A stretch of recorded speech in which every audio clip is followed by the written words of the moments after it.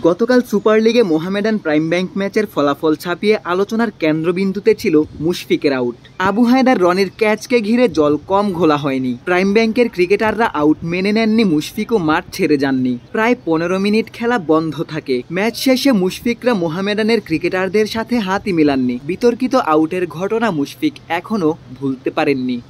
শুক্রবার সকালে মুশফিক নিজের ভেরিফাইড ফেসবুক পেজে রনির ক্যাচের ছবি প্রকাশ করেছেন, যেখানে স্পষ্টই দেখা যায় রনির পা বাউন্ডারি লাইন স্পর্শ করে। একটু সার্কাস্টিক ওয়েতে মুশফিক ক্যাপশনে মাশাআল্লাহ লিখে ছবিটি পোস্ট করেছেন, যেখানে রুবেল হোসেন দুঃখজনক বলেও মন্তব্য করেছেন।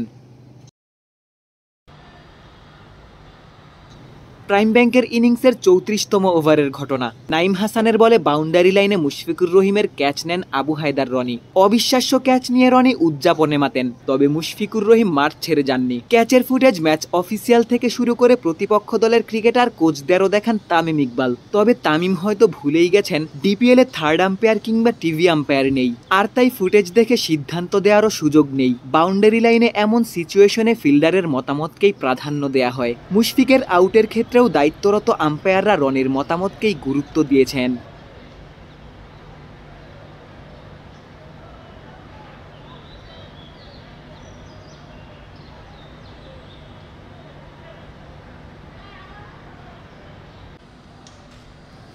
মিরপুর শেরেবাংলা জাতীয় ক্রিকেট স্টেডিয়ামে মোহামেডান 33 রানে হারায় প্রাইম ব্যাংককে। সুপার লিগের এই ম্যাচের ফল নিয়ে যত আলোচনা, তার চেয়ে বেশি আলোচনা মুশফিকের আউটকে কেন্দ্র করে। এমনিতে ঢাকা প্রিমিয়ার লিগ নিয়ে জনমনে তেমন আগ্রহ নেই, তবে অপ্রীতিকর ঘটনায় ডিপিএল প্রায় আলোচনায় আসে। মুশফিকের আউটের ঘটনা যার সবশেষ উদাহরণ।